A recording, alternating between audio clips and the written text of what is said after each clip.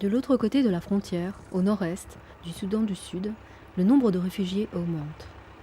Entassés dans cette charrette tirée par un tracteur se trouvent quelques-uns de ceux qui fuient la région du Nil bleu. Ils ont entrepris cette odyssée en septembre dernier, au moment où les bombardements ont commencé.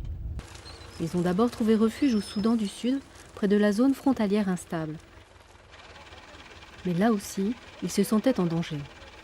Ils ont donc poursuivi leur route jusqu'au camp de Djamam, mis en place par le HCR il y a un mois. Nejwa Mahdi Youssouf a été sur la route pendant 7 mois, en se cachant et en marchant de nouveau en quête de sécurité pour sa famille. Les bombardements la terrifiaient, raconte-t-elle.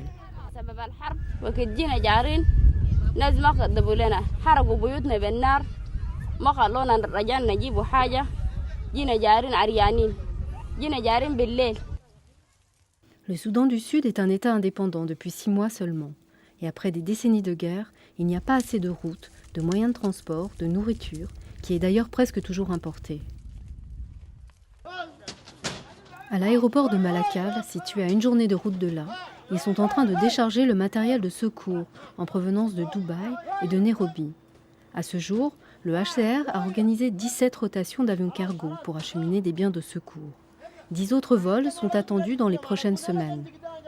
Nejwa Mahdi Youssouf dit que leurs besoins sont immenses. Sa fille est née dans la brousse, dit-elle, et elle n'a rien connu d'autre.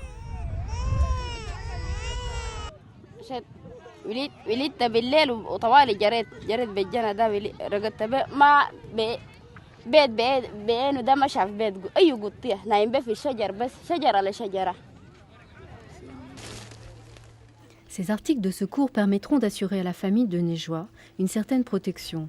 Mais la nourriture et l'eau continueront de représenter un problème, tout comme les nouvelles arrivées de réfugiés.